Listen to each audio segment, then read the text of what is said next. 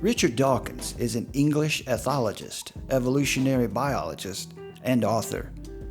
Dawkins first came to prominence with his 1976 book, The Selfish Gene, which popularized the gene-centered view of evolution. In 2006, he founded the Richard Dawkins Foundation for Reason and Science. Dawkins is known as an outspoken atheist. In his 1986 book, The Blind Watchmaker, he describes evolutionary processes as analogous to a blind watchmaker, in that reproduction, mutation, and selection are unguided by any designer. In The God Illusion, 2006, Dawkins contends that a supernatural creator is almost certainly non-existent, and that religious faith is a delusion. Dawkins has been awarded many prestigious academic and writing awards, and he makes regular television, radio, and internet appearances, predominantly discussing his books and his atheism. One could arguably claim that Dawkins is a proselytizing atheist, or even a religious promoter of anti-theism. Recently, the default pope of atheism took to Twitter to provide his analysis of eugenics and its effectiveness. In the lead tweet of the thread, Dawkins opens with this curious comment. It's one thing to deplore eugenics on ideological, political, moral grounds. It's quite another to conclude that it wouldn't work in practice. Of course it would. It works for cows, horses, pigs, dogs, and roses. Why on earth wouldn't it work for humans? Facts ignore ideology.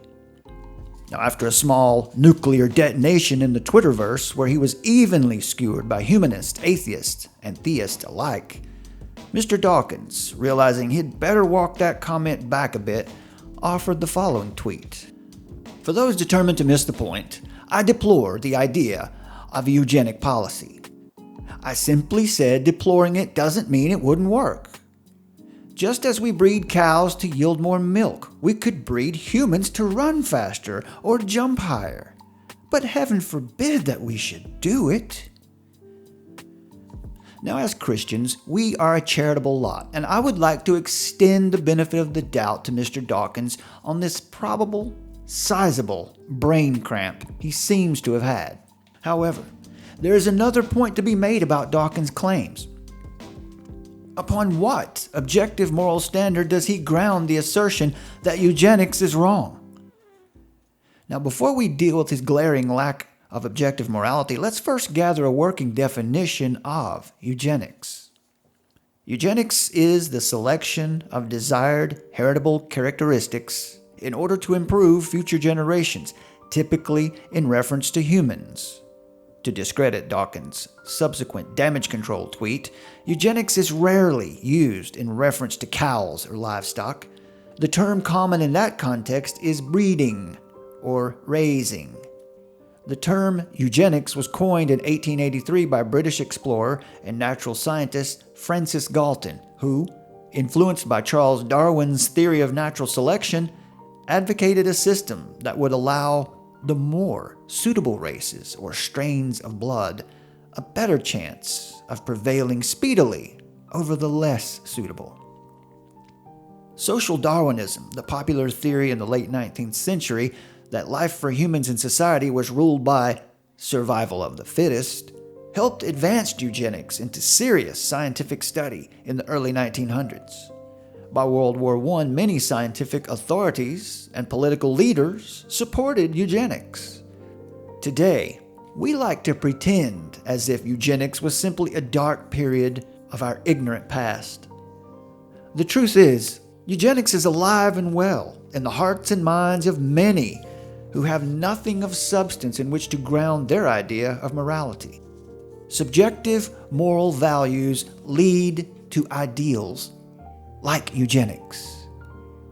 To assume that eugenics has gone the way of the buffalo is to naively ignore the true state of affairs. Richard Dawkins' comments are indicative of a mindset that cannot always be hidden behind carefully selected public rhetoric.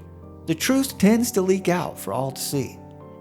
With nothing to ground one's morals upon except their own nearsighted perspective or subjective superiority, There's nothing inherently wrong with the idea of directing the reproductive patterns of a society, a race, or even an entire people group. For the atheist, if eugenics is bad, it is only bad as a matter of bad taste or a lack of tact. There is no objective morality upon which to claim eugenics is wrong for the atheist.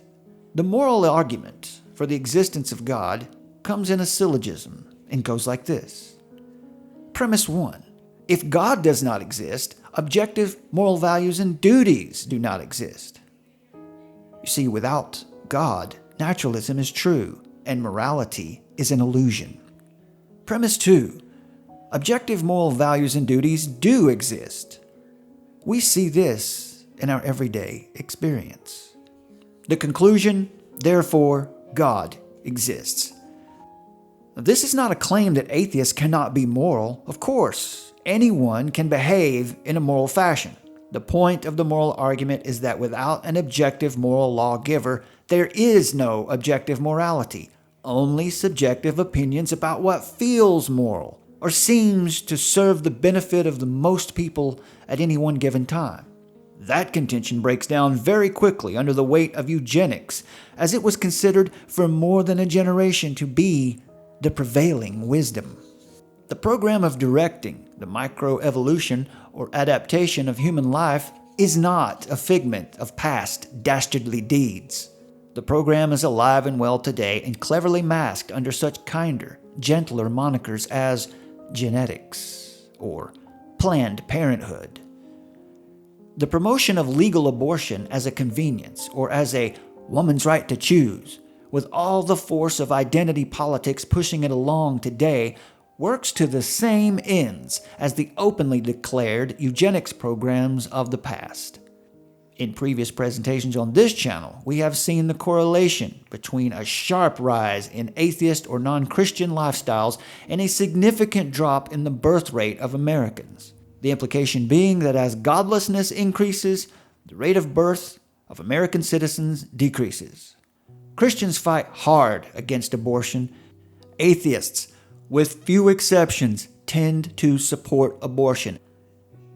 In 1921, Margaret Sanger founded the American Birth Control League, and she served as its president until 1928. The League was one of the parent organizations of the Birth Control Federation of America, which in 1942 became the Planned Parenthood Federation of America, with Sanger as its honorary chairman. Sanger, who had traveled to Europe to study the issue of birth control there, also organized the first World Population Conference in Geneva in 1927. And she was the first president of the International Planned Parenthood Federation, which was founded in 1953. Planned Parenthood now operates the largest abortion business in the country. The woman who founded Planned Parenthood, Margaret Sanger, argued that birth control would ultimately eliminate the crime of abortion. On the contrary, birth control as a convenience has certainly played a central role in decriminalizing abortion and turning Planned Parenthood into a billion-dollar corporation along the way. In 1922, Margaret Sanger published the book, The Pivot of Civilization, which revealed the unabashed contempt she harbored towards anyone who didn't measure up to her genetic standards. She believed that the best way to eliminate poverty and suffering is to eliminate the poor and oppressed by breeding them out. While Sanger seemed to play up to being sincerely distressed by the collective suffering of women and children, her concern was not to help them, but to get rid of them, to put them out of their misery, as it were. She states, "We become fully cognizant of the burden of the imbecile upon the whole human race when we see the funds that should be available for human development being diverted annually by hundreds of millions of dollars to the care and segregation of men, women, and children who never should have been born. At the present time, civilized nations are penalizing talent and genius, the bearers of the torch of civilization, to coddle and perpetuate the choking human undergrowth, which, as all authorities tell us, is escaping control and threatens to overrun the whole garden of humanity. Complaining about the social cost of caring for the feeble-minded, men, women, and children, Sanger refers to them as a dead weight of human waste. In a perversion of Christ's Sermon on the Mount, Sanger asserts that a corrupt tree cannot bring forth good fruit.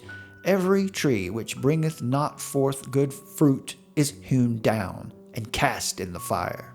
In other words, no amount of pruning can improve a genetically corrupt tree, or in this case, a genetically corrupt human being.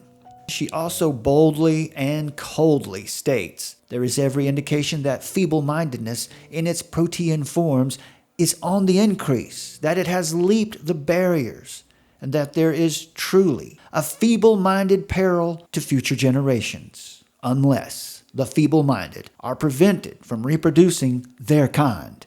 With such obvious perversions of Holy Scripture and crass perspectives, is it any wonder that Sanger and other eugenicists, old and new, would place themselves in charge of determining which humans are worthy of life and which are not? And Christianity is on their radar. Is eugenics alive and well today? For the 10-year span, 2007 to 2016, 721,000 babies were killed on average each year. As if that were not shocking enough, let's look at the wide disparity in a demographic study provided by the Centers for Disease Control for the reporting year of 2016. Abortions by race and ethnicity of women who obtained an abortion in the United States for the year 2016 are reported by a number of abortions per 1,000 live births. This means that for every 1,000 children who made it to birth, the following numbers were maimed and killed in the womb. White babies, 109 per 1,000. Black babies, 401 per 1,000.